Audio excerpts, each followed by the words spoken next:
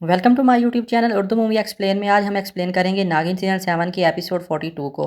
तो कहानी की शुरुआत कुछ इस तरह से होती दिखाई देती है। कहानी की शुरुआत में हम टीना को देखते हैं जो कि बेचारी बहुत ज़्यादा ही लाचार हो चुकी है।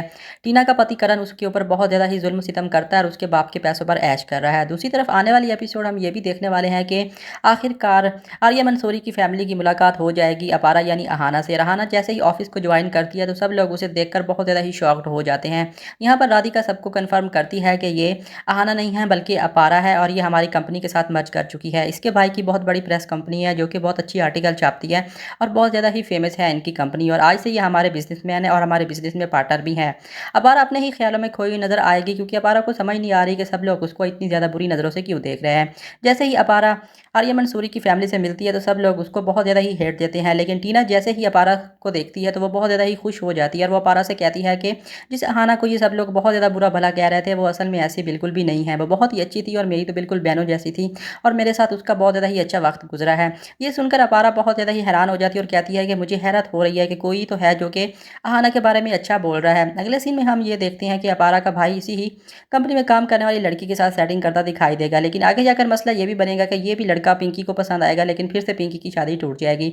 अपारा का छोटा भाई जो कि देखने में बहुत ज़्यादा ही हैंडसम है और जैसे ही वो कंपनी को ज्वाइन करता है अपनी फैमिली के साथ आर्या मंसूरी की कंपनी में आता है तो वहाँ पर वो काम करने वाली लड़की के साथ ही अपने दिल की बातें शेयर करने लग जाता है और दोनों एक दूसरे को पसंद करते नजर आते हैं। दूसरी तरफ आर्या मंसूरी का बाप और चाचा बहुत ज़्यादा हैरान हो चुके हैं क्योंकि वह जानते हैं कि अहाना वही है जो कि अपूर्वी थी और अपूर्वी की पूरी फैमिली को आर्या मंसूरी के बाप ने ही मारा था। यहाँ पर आर्यमन सबको इस बात के लिए कहता है कि ये बिल्कुल अहाना नहीं है बल्कि ये पूर्वी है जो कि बहुत अर्सा पहले हमारे घर में आई थी और हमने उसकी बहन से शादी तो डील की थी, लेकिन वो शादी वाले दिन ही सब कुछ लुट कर चली गई थी। अब हम इसके करीब रहकर ही पता कर सकते हैं।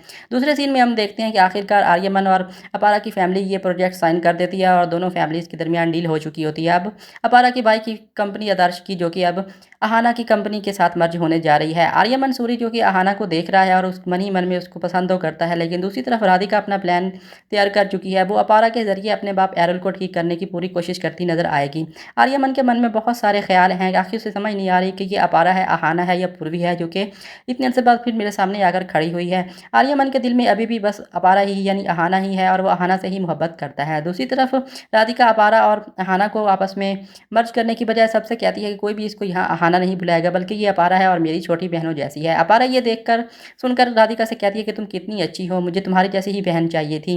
दूसरी तरफ आर्या मंसूरी ने ये डील साइन तो कर लिया है लेकिन मन ही मन में इस डील से बिल्कुल भी खुश नहीं है। यहाँ पर राधिका सबको कहती है कि आज बहुत बड़ी खुशी का दिन है, हमें एंजॉय करना चाहिए। आखिरकार आदर्श भैया की इतनी अच्छी प्रेस है और ये इतनी अच्छी आर्टिकल लिखते हैं और आज हमारी कंपनी के साथ आखिरकार ये मर्ज होगी गए हैं। यहाँ पर हम देखते हैं कि अपारा की फैमिली और आर्या मंसूरी की फैमिली आपस में सेलिब्रेट करते नजर आएंगे। अब ये दोनों ऑफिशियली तौर पर पार्टनर बन चुके हैं।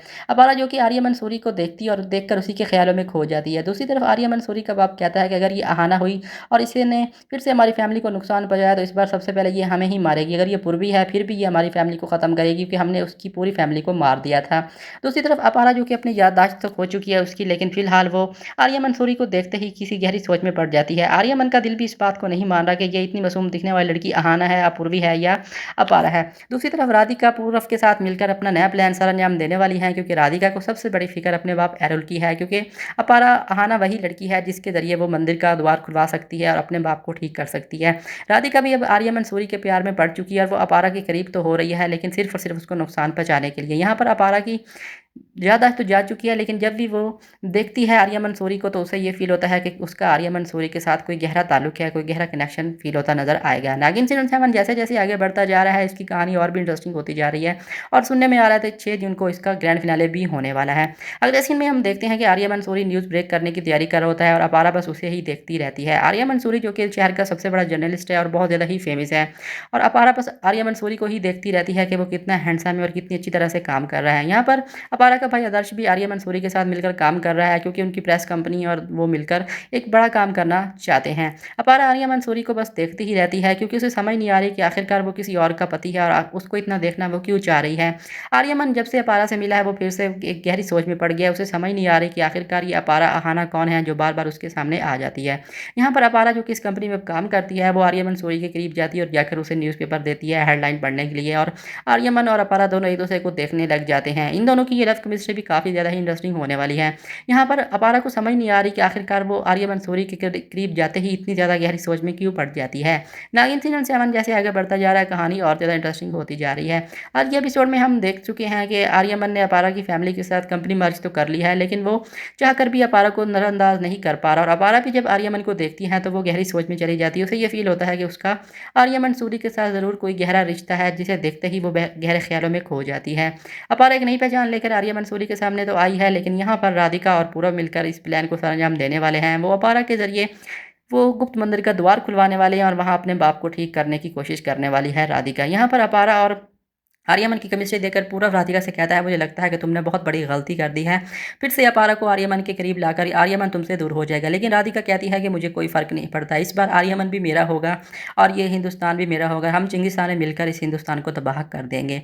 दूसरी तरफ हम देखते हैं अपारा जब भी आर्यमन के सामने जाती है तो आर्यमन उससे बहुत ज़्यादा ही रूडली बात करता है। अगले सीन में हम देखते हैं यहाँ पर प्रेस की प्रेजेंटेशन की बात होती है तो अपारा अपने पॉइंट ऑफ व्यू रखती है और आर्यमन से कहता है कि मैं तुमसे ज़्यादा सीनियर हूँ और तुमसे ज़्यादा इस फील्ड में मैंने काम किया है और मेरा एक्सपीरियंस तुमसे ज़्यादा है। तुम कल की आई हुई लड़की, मुझे नहीं पता होगी कि मुझे क्या करना है और क्या हेडलाइन देनी है। ये सुनने के बाद अपारा आर्यमन से कहती है कि हो सकता है कि आप मुझसे ज़्यादा एक्सपीरियंस्ड हैं, लेकिन मैंने भी अपने भाई आदर्श के साथ सालों काम किया है। हमारी प्रेस इस शहर की सबसे बड़ी टॉप प्रेस कंपनी है और हमने जो आर्टिकल डिस्प्ले किए हैं आज तक वो फ्लॉप नहीं हुए और यही वजह है कि आज आप हमारे साथ काम करने के लिए तैयार हुए हैं। आप लोगों ने हमें कन्विंस किया था कि हम आप लोगों के साथ कंपनी मर्ज करें, हालांकि हमने ये कहने के बाद अपारा वहाँ से निकल जाती है मीटिंग रूम से और जैसे ही बाहर आती है तो वो एक फ़ाइल देखती है जहाँ पर आर्यमन सूरी का एक पिक्चर बना होता है और अपारा उसे देखकर गहरे ख्यालों में खो जाती है। इसके बाद अगले ही सीन में हम देखते हैं कि ऊपर से राधिका आ जाती है और आकर अपारा से कहती है कि क्या तुम्हें अच्छा लगा।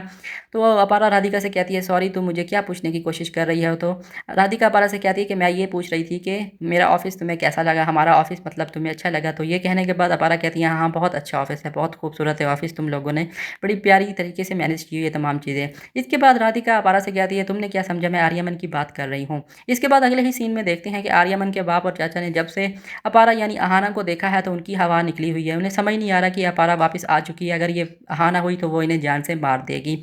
अपारा नई पहचान के साथ आर्यमन सूरी के सामने तो आ चुकी है, लेकिन यहाँ पर आर्यमन सूरी का बाप उसका सबसे बड़ा दुश्मन भी है। अपारा वहाँ से निकलने की कोशिश करती है अपनी ड्यूटी अंजाम देकर, तो पीछे से आर्यमन सूरी का बाप उसे अनंता कहता है, अनंत कुल की नागरानी के फ़िक्रे इस्तेमाल करके उसे बुलाता है। ये सुनकर अहाना यानी अपारा वहाँ पर रुक जाती है और पीछे से मुड़ने की कोशिश करती है। यहाँ पर आर्यमन का बाप यही समझता है कि ये अपारा है और अनंता ही है जो कि इस घर में वापस आई है और अनंत कुल की नागरानी भी यही है। यहाँ पर आर्यमन का बाप जब अपारा के करीब जाता है उसे कहता है कि तुम्हारी बहन अनंता ही थी ना, अगर तुम पूर्वी हो जो कि अनंत कुल की नागरानी थी। यहाँ पर अपारा उनसे कहती है कि मैं किसी भी पूर्वी को नहीं जानती और ना ही मैं किसी अनंता को जानती हूँ। इसके बाद राधिका प्लान करती है, अपारा को घर छोड़ने का बहाना करती है और अपारा को कहती है कि मैं तुम्हें घर छोड़ दूंगी, बहुत ज़्यादा लेट हो चुकी है और वैसे भी तुम्हारी मेंटल कंडीशन फिलहाल ठीक नहीं है, तो बेहतर रहेगा कि तुम मेरे ही साथ चलो। अगले सीन में हम देखते हैं कि राधिका अपारा दोनों मिलकर गाड़ी में सफ़र करते दिखाई देती हैं। यहाँ पर राधिका एक नया प्लान तैयार करती है, वहाँ पर वो गाड़ी का एसी बंद कर देती है जिसकी वजह से अपारा को बहुत ज़्यादा ही हीट होने लग जाती है, उसे गर्मी लगती है और यहाँ पर राधिका अपारा को बेल पत्र का पानी पिला देती है जिससे अपारा की हालत ख़राब होने लग जाती है।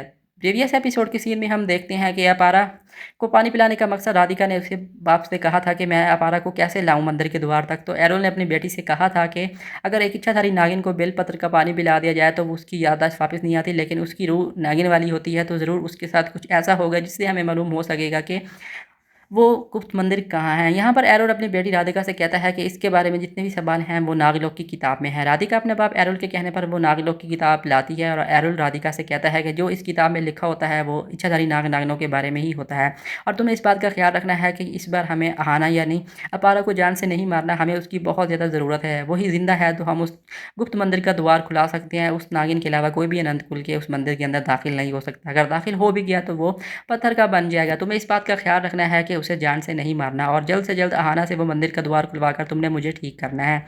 इसके बाद अगले सीन में हम देखते हैं कि अपारा की पूरी फैमिली बहुत ज़्यादा परेशान होती है। यहाँ पर अपारा का भाई आदर्श भी बहुत ज़्यादा ही परेशान हो जाता है, उसे समझ नहीं आती कि इतनी लेट हो चुकी है और आखिरकार अपारा कहाँ जा सकती है।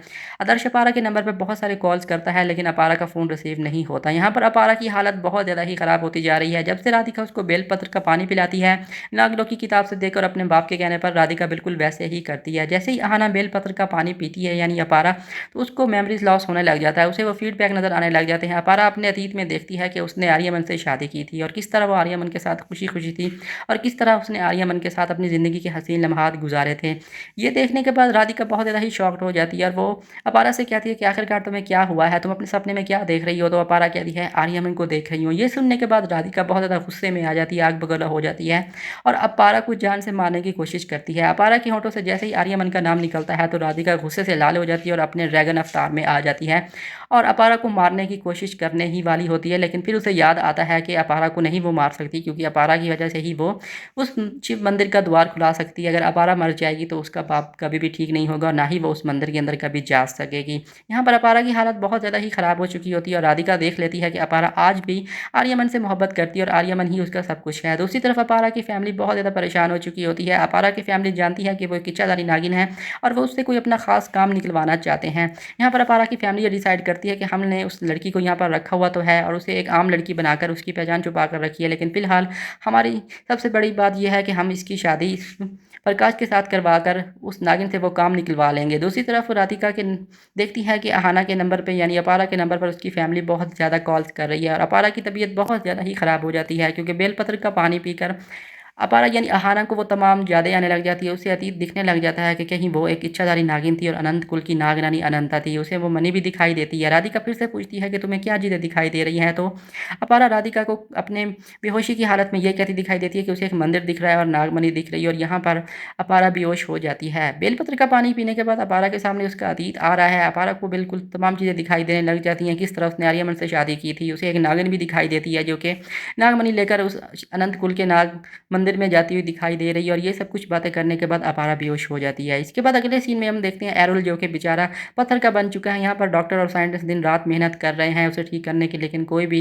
नुस्खा काम नहीं आ रहा और अगर एरोल ठीक होगा तो सिर्फ और सिर्फ अनंता की वजह से, और अनंता ही वो अनंत कुल का द्वार खोलेगी और नाग मणि की मदद से उसको ठीक करेगी। लेकिन राधिका अनंता से सच्चाई निकलवाने के बावजूद वो फिर से बेहोश हो जाती है। यहाँ पर हम देखते हैं अपारा की फैमिली बहुत ज़्यादा परेशान होती है अपारा को लेकर। अगले सीन में हम देखते हैं राधिका अपारा को लेकर उसकी फैमिली के पास आती है और कहती है कि मुझे पता था कि अपारा की तबीयत ख़राब रहती है, वो अकेली आ रही थी तो इसलिए रास्ते में मैंने सोचा कि मैं ही उसको ड्रॉप कर देती हूँ, क्योंकि उसकी तबीयत फ़िलहाल ठीक नहीं रहती और दिन भर उसने काम किया है, इसलिए मैं उसको यहाँ पर लेकर आई हूँ और मैंने डॉक्टर को भी इन्फॉर्म कर दिया है, थोड़ी देर तक डॉक्टर भी इसे आकर चेक कर लेगा। ये जो अनंता की यानी अपारा की नई फैमिली है वो भी उससे कोई ऐसा काम निकलवाना चाहते हैं, वो उसकी शादी प्रकाश से करना चाहते हैं, उस लड़के से जिसको वो अपारा का मंगेतर बनवा रहे हैं, और एक नागिन से क्या काम निकलवाना है वो आगे जाकर इस फैमिली की भी सच्चाई हमें पता चल जाएगी। क्या ये अनंता के अपने नागलोक के परिवार हैं या अनंता के कोई दुश्मन लोग हैं जो कि उससे अपना काम निकलवाना चाहते हैं। यहाँ पर राधिका को देखकर सब लोग बहुत ज़्यादा खुश हो जाते हैं। अपारा की पूरी फैमिली राधिका का शुक्रिया अदा करती है और कहती है कि बेटा तुम हर बार हमारी बच्ची की जान बचा लेती हो, तुम्हारा बहुत बहुत शुक्रिया। इसके बाद अपारा जब होश में आती है तो वो बहुत ज़्यादा ही कन्फ्यूज़न में होती है। अपारा को समझ नहीं आ रही होती कि आखिरकार उसके साथ हो क्या रहा है। अपारा अपने भाई दर से पूछती है कि भाई आखिरकार मेरा क्या अतीत है, आप लोग मुझसे क्या बातें छुपा रहे हैं और ऐसी क्या चीज़ें हैं जो मुझे बार बार आकर तंग कर रही हैं। तो सब उसे यही कहते हैं कि तुम्हारी थोड़ी सी मेंटल कंडीशन ख़राब है और मेडिसिन की वजह से तुम्हारे दिमाग पर थोड़ा सा दबाव पड़ता है, इसलिए तुम फजूल बातें मत सोचा करो। अभी फ़िलहाल तुमने बस अपने मंगेतर के ऊपर फोकस करना है। यहाँ पर हम देखते हैं कि आखिरकार अपारा का मंगेतर प्रकाश भी उसे कहता है कि मैं तुम्हारे मामले में बहुत ज़्यादा ही सीरियस हूँ, आज मैं तुमसे अपने दिल की बात कहना चाहता हूँ। क्या अपारा तुम मेरी दिल की बात मानोगी? क्या तुम मुझे आज अपनाओगे? ये सब कुछ कहने के बाद अपारा की फैमिली बहुत ज़्यादा ही खुश है। ये लड़का कौन है और ये अपारा की ज़िंदगी में क्यों आया है? क्या ये लोग अनंत कुल के नाग हैं या अनंत कुल के खिलाफ कोई और नाग नागिन का परिवार है जो कि अनंता से उस इंसान की शादी कराकर अनंत कुल की नागरानी को हमेशा हमेशा के लिए अनंत कुल से बाहर करना चाहता है? इसकी ये भी कहानी हो सकती है।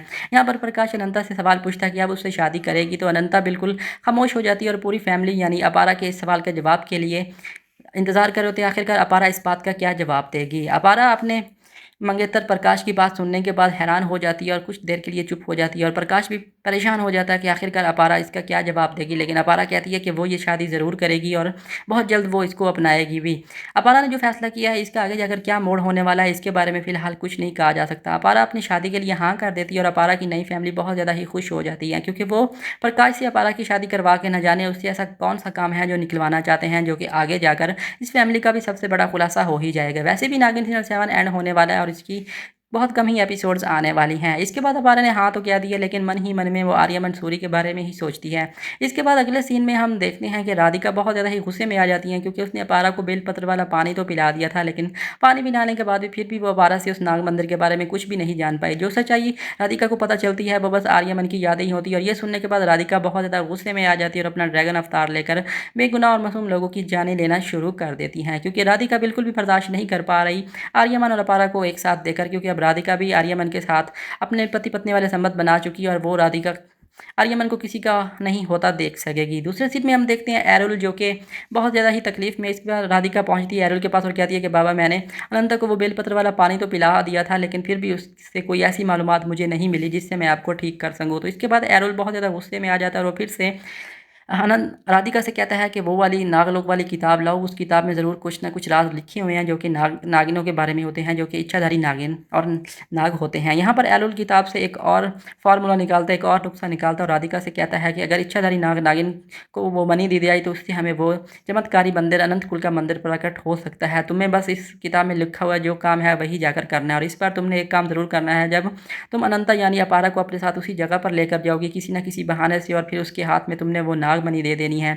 जैसे ही वो नागमणि अनंता के हाथ में आएगी तो वो मंदिर हमारे सामने प्रकट हो जाएगा। इसके बाद अगले सीन में हम देखते हैं अपारा, जो कि आर्या मंसूरी से कहती है कि मैं कल से काम पर बिल्कुल भी नहीं आने वाली।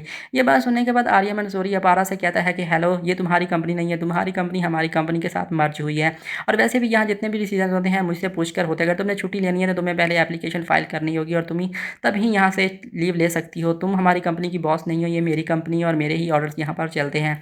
आर्यमन अपारा से नफरत करता और इतनी सारी बातें अपारा को सुनाता है, लेकिन अपारा खामोश रहती है और आर्यमन से कुछ भी नहीं कहती। बस यही कहती है कि मैं छुट्टी इसीलिए ले रही हूँ कि मैं कल मेरी शादी है और इसलिए मैं कल लीव लूँगी। ये बात सुनने के बाद आर्यमन सोरी को अपारा यानी अहाना से की हुई शादी याद आ जाती है। उसके चेहरे के रंग उठ जाते हैं, कैसे वो अपारा की शादी का नाम सुनकर बिल्कुल गुमसुम हो जाता है। असल बात ये है कि आर्यमन आज भी अहाना से नफरत करने का बस ड्रामा ही करता है। वो आज भी अहाना को ही पसंद करता है। जैसे ही अपारा कहती है कि कल उसकी शादी और उसने काम पर नहीं आना, तो वो बहुत ज़्यादा ही मायूस हो जाता है। दूसरी तरफ राधिका जैसे ही सुनती है कि अपारा शादी कर रही है तो राधिका बहुत ज़्यादा खुश हो जाती है, क्योंकि राधिका कभी भी नहीं चाहती कि आर्यमन और अनंता यानी अहाना एक हो। ये एक बात सुनने के बाद राधिका आर्यमन से कहती है कि तुम बहुत ज़्यादा ही रूड हो, तुम्हें अपनी कंपनी में काम करने वाली लड़की को विश करना चाहिए। वैसे भी अपारा हमारे बिजनेस में पार्टनर बन चुकी है और हमारी कंपनी भी इनके साथ मर्ज हो चुकी है, तो इसलिए हमें इनकी खुशी को सेलिब्रेट करना चाहिए और तुम्हें अपारा को कंग्रेचुलेशन कहना चाहिए। कल उसकी शादी और हमें उसकी शादी ज़रूर अटेंड करनी चाहिए। ये बात सुनने के बाद आर्यमन कहता है कि मुझे रिहर्सल्स करके रिएक्ट करना नहीं आता, मैं फ़िलहाल इसके बारे में कुछ भी नहीं कहना चाहता। ये बात करने के बाद आर्यमन वहाँ से चला जाता है। इसके बाद राधिका अपारा से कहती है कि असल में तुम्हारी शक्ल अहाना से मिलती है और यहाँ घर में सब लोग अहाना से बहुत नफरत करते हैं, इसलिए सब लोग तुम्हें एक्सेप्ट नहीं कर पा रहे, लेकिन तुम मेरी छोटी बहन हो तो मैं एक ख्वाहिश रखना चाहती हूँ तुम्हारे सामने। तो अपारा राधिका से कहती है कि आखिर ऐसी कौन सी ख्वाहिश है जो तुम मेरे सामने रखना चाहती हो। तो राधिका अपारा से कहती है कि आज हम मिलकर शॉपिंग करेंगे तुम्हारी शादी की, क्या तुम मेरे साथ चलोगी। अगले सीन में हम देखते हैं कि अपारा और राधिका मिलकर शॉपिंग करने के लिए चले जाते हैं, लेकिन शॉपिंग के बाद राधिका का प्लान ये होता है कि किसी न किसी तरह वो अपारा को उसी शिव मंदिर की जगह पर लेकर जाए और उस वो मंदिर का पता लगा सके, जिससे वो अपने बाप को ठीक कर सके। यहाँ पर अपारा गाड़ी के अंदर ब्लास्ट करने की पूरी प्लानिंग जानने के बावजूद भी चुपचाप बैठी रहती है। यहाँ पर राधिका एक नया प्लान करती है और गाड़ी के अंदर आग लगा देती है और उसी जगह पर लाकर गाड़ी को खड़ा करती है। यहाँ पर उसने अपारा यानी अनंता के माथे पर नागमणि रखकर शक्तियाँ छीन ली थी। यहाँ पर वो फिर से अपारा को वो बेलपत्र वाला पानी देती हैं, क्योंकि अपारा की तबीयत ख़राब रहती है और बेलपत्र वाला पानी पीकर अपारा की हालत तकरीबन अजीब सी हो जाती है। यहाँ पर राधिका कहती है कि मुझे लगता है कि हमने गलत जगह पर आकर गाड़ी रोकी है, अब जब तक हमें कोई हेल्प के लिए नहीं आएगा हमें यहीं पर वेट करना होगा। इसके बाद राधिका अपना अगला प्लान तैयार करती हैं, क्योंकि ये वही जगह होती है जहाँ पर वो मंदिर प्रकट होना होता है। अपारा उस जगह पर आकर कुछ अजीब से महसूस करती है। यहाँ पर एरोल भी अपनी बेटी राधिका के साथ आया होता है और वो अनंता को भी देख रहा होता है। यहाँ पर राधिका अपना अगला प्लान करती दिखाई देती है। जैसे ही राधिका अनंता के हाथ में वो नागमणि रखेगी तो अनंता को कुछ फील होगा कि जैसे वो कोई पुराने जन्म की एक इच्छाधारी नागिन हो। यहाँ पर सब लोग अपने चेहरे पर एनक्स भी लगा लेते हैं, क्योंकि नागमणि की चमक बहुत ज़्यादा ज़रूरी होती है। अनंता जैसे ही अपने हाथ में वो नागमणि लेती है तो उसे अजीब सा फील होता है, और अनंता यानी अपारा राधिका से पूछेगी कि ये आखिर क्या चीज़ है। तो राधिका कहती है कि ये तुमने शॉपिंग में ली है और बहुत ही अजीब सी वेयर्ड चीज़ है। मैं भी तुमसे यही पूछने वाली थी कि ये क्या चीज़ तुमने ली है, ये तो मुझे कोई कांच या कि कोई ऐसी चीज़ लगती है डायमंड वगैरह जो कि तुमने लिया है। ये देखने के बाद अपारा कहती है कि मैंने तो ऐसी कोई चीज़ भी नहीं खरीदी। लेकिन फिर अपारा गौर से जब नागमणि की तरफ देखती हैं तो नागमणि की शक्तियाँ जागृत हो जाती हैं और अहाना भी अपने असली रूप में आना शुरू हो ही जाती हैं। यहाँ पर नागमणि अपना असर दिखा देती हैं क्योंकि नागमणि इस बार असली हकदार के हाथों में होती है और जैसे ही नागमणि अनंत कुल की नागरानी अनंता के हाथ में जाती है तो उसकी शक्तियाँ जागृत हो जाती है और वो शिव मंदिर भी आखिरकार इसी मौके पर राधिका और एरोल के सामने प्रकट हो ही जाएगा। अहाना फिलहाल अपनी याददाश्त तो खो चुकी है लेकिन वो अपने होशोवास में नहीं है। इस बार वो राधिका के हर बार को आराम से बर्दाश्त करती जा रही है। जैसे ही अहाना यानी अपारा के हाथ में नागमणि आती है तो नागमणि की शक्तियों से वो मंदिर प्रकट हो जाता है और वो मंदिर देखकर राधिका बहुत ज़्यादा खुश हो जाती है क्योंकि उसी मंदिर की वजह से ही उसकी मंदिर में जो फंसी हुई एक मूर्ति है उसका ताल्लुक भी राधिका और उसके बाप एरोल से है। सब लोग बहुत खुश होते हैं कि आज वो अहाना की मदद से उस मंदिर से जाने जितने भी राज हैं उनके सामने आ जाएंगे। राधिका उस मंदिर को देखती है तो वो अपने होशो हवास खो बैठती है और नागमणि अपनी शक्तियों को जागृत कर लेती है। राधिका के कदम खुद ब खुद वहाँ पर रुक जाते हैं लेकिन अपारा उस नागमणि को लेकर मंदिर की तरफ चलती दिखाई देती है। अपारा को याद आता है कि कहीं वो पिछली बार भी इसी अनंत कुल के मंदिर में आई तो नहीं, कहीं इसका इस मंदिर के साथ कोई गहरा नाता तो नहीं। यहाँ पर राधिका देखती रहती है कि आखिरकार अपारा को क्या हो रहा है। लेकिन अपारा यानी अनंता को अपनी पिछले जन्म की गुजरी हुई बातें और पिछली यादें आने लग जाती हैं। अनंता को इस चीज़ का एहसास होने लग जाता है कि वो पहले भी इस शिव मंदिर में आ चुकी है और अनंता का इस शिव मंदिर के साथ कोई गहरा नाता है। यहाँ पर जैसे ही अपारा मंदिर के अंदर दाखिल होने ही वाली होती है यहाँ पर आकर भरनी अपारा को इच्छाधारी नागिन रूप में आकर गिरा देती है और अपारा को रोक लेती है। ये सब कुछ देखने के बाद राधिका बहुत ज़्यादा हैरान हो जाती है और एरोल भी कहता है कि आखिरकार इस इच्छाधारी नागिन ने आकर हमारा सारा प्लान चौपट कर दिया। अगर आज अनंता उस मंदिर के अंदर चली जाती तो उस मंदिर का द्वार खुल जाता और उस मंदिर के अंदर जितने भी राज थे आज वो एरोल और राधिका के सामने आ जाते हैं। यहाँ पर अपारा गिर जाती है और राधिका बहुत ज़्यादा ही गुस्से में आ जाती है और वो बर्नी को कहती है कि आज तुमने अच्छा नहीं किया, आज तुम्हारी मौत मेरे हाथों तय है। पहली बार तो तुम बच चुकी थी लेकिन इस बार तुम बिल्कुल भी नहीं बचोगी। आज तुमने मेरा सारा प्लान चौपट कर दिया, आज तुम खुद चलकर मौत के मुंह में आई हो। आज मैं तुम्हारे साथ वो करूंगी जो तुमने कभी सोचा भी नहीं है। यहाँ पर भरनी राधिका से कहती है कि मैं एक दासी हूँ और अनंत कुल की नागरानी की दासी हूँ। जब तक मेरी नागरानी जिंदा है उसका कर्तव्य निभाऊंगी और उसका बदला पूरा होने तक मुझे मौत भी नहीं मार सकती और मैं हर हाल में अपनी नागरानी को तुमसे ज़रूर बचाऊंगी। आज मैं तुम्हारा ये प्लान मैंने फ्लॉप कर दिया है। तुम कभी भी नागरानी की वजह से अनंत कुल के मंदिर के अंदर नहीं जा सकोगी और कभी भी तुम अनंत कुल के वो राज नहीं जा सकोगी जिससे तुम हमारे देश हिंदुस्तान को नुकसान पहुंचा सकोगे। इसके बाद हमें अगले सीन दिखाए जाते हैं एआई के, जहां पर राधिका और भरनी के दरमियान फाइट होना शुरू हो जाती है और वहीं एआई के प्रॉम्प्ट को यूज़ करके इस बार नागिन सैम को बहुत ज़्यादा ही डिजास्टर किया गया है। इसकी कहानी तो अच्छी है लेकिन इसमें एआई की वजह से लोगों ने इस सीज़न को बहुत ज़्यादा ट्रोल भी किया है। यहाँ पर हमें दिखाया जाता है कि भरनी और राधिका अपने ड्रैगन अवतार में दोनों एक दूसरे से लड़ते हैं। इस बार राधिका के पास नागमणि और ड्रैगन मोती दोनों की शक्तियाँ, इसलिए भरनी उसका मुकाबला चाह कर भी नहीं कर पा रही होती। लेकिन भरनी अपने दिलो जान से अपनी हिम्मत लगाती है और राधिका का मुकाबला करती हैं। इसके अगले सीन में हम देखते हैं कि भरनी का साथी प्रथम भी आ जाता है जो कि उसका मोहब्बत उससे करता है, उसका प्यार है तो वो आकर अपनी नागिन की मदद करता है। यहाँ पर ड्रैगन दो इच्छाधारी नागनों से लड़ता है और यहाँ पर भरनी और उसके ड्रैगन के सामने ढेर होने के लिए तैयार हो जाती हैं लेकिन प्रथम आकर भरनी का साथ देते हैं। यहाँ पर हमें राधिका भी लड़ती दिखाई देती है भरनी और प्रथम से, लेकिन आखिरकार राधिका उन दोनों से जीत जाती है और राधिका की आंखों में धूल झोंक कर भरनी और प्रथम नागिन यानी अहाना अपारा को राधिका की आंखों से दूर लेकर चले जाते हैं। लेकिन राधिका कहती है कि अपारा फिलहाल मुझसे बिल्कुल भी नहीं बचेगी, इस बार अपारा की मौत तय है। अगले सीन में हम देखते हैं कि भरनी और प्रथम लेकर चले जाते हैं नाग रानी अनंता को आखिरकार उसी मंदिर में जहाँ से उसकी बदले की शुरुआत हुई थी। भरनी बहुत ज़्यादा ही खुश होती है और शिव से कहती है कि मैं आज बहुत ज़्यादा ही धनी हो गई हूँ, मेरा आप पर यकीन और भी ज़्यादा हो गया है। मैं जानती थी कि आप कभी भी मेरी नागरानी के साथ नाइंसाफ़ी नहीं करते, आपका साया हमेशा नागरानी के ऊपर ही है। यहाँ पर भरनी मंदिर में आकर बहुत ज़्यादा खुश होती है। यहाँ पर अनंता यानी अपारा भी बेहोश हो चुकी होती है और भरनी कहती है कि आज मैंने अपनी नागरानी को आखिरकार इतने महीनों के बाद हासिल कर ही लिया है और बहुत जल्द नागरानी की याददाश्त भी वापस आ जाएगी। नागरानी अपने दुश्मनों को कभी भी नहीं छोड़ेगी, लेकिन फिलहाल नागरानी के ऊपर बहुत बड़ा खतरा है। यहाँ पर भरनी की खुशी की इंतहा नहीं होती और वो प्रथम से भी कहती है कि आज तुमने आखिरकार मेरे साथ नागरानी का कर्तव्य निभाया है, तुमने भी नागरानी की हिफाजत की है। इसके बाद अगले सीन में हम देखते हैं अनंता यानी अपरा को जैसे ही होश आता है तो वह बहुत ज़्यादा ही हैरान हो जाती है और भरनी को अपनी आंखों में के सामने देखकर और प्रथम को देखकर बहुत ज़्यादा ही शॉक्ड हो जाती है। भरनी बहुत ज़्यादा खुश होती है और उससे कहती है कि ये आपकी ही जगह है, आप इसी स्थान पर ही अनंत कुल की नागरानी बनी थी। लेकिन ये सुनकर अपरा बहुत ज़्यादा ही हैरान हो जाती है और कहती है कि ये तुम कैसी बातें कर रही हो, तुमने कैसे कपड़े पहने हैं, मैं बिल्कुल भी तुम्हें नहीं जानती, तुम लोग जिससे भी मिलती हूँ सब लोग मुझे नागिन और आप लोगों के ऊपर टीवी सीरियल्स का बहुत ज़्यादा कोई असर हो चुका है। आजकल के दौर में नागिन कहाँ होते हैं। असल में अपरा की याददाश्त जा चुकी होती है और भरनी उसे कहती है कि हमने गलतफ़हमी में आपको यहाँ पर लेकर आए हैं, मुझे लगता है आपकी तबीयत ठीक नहीं है। यहाँ पर बरनी अपरा से पूछती है कि आपके साथ हुआ क्या था? तो यहाँ पर अपरा बरनी को बताती है कि यहाँ पर राधिका मुझे लेकर आई थी, उसके बाद उसने मुझे नागमणि दी थी और वो बेलपत्र का पानी पिलाया था और उसके बाद मुझे कुछ भी याद नहीं है।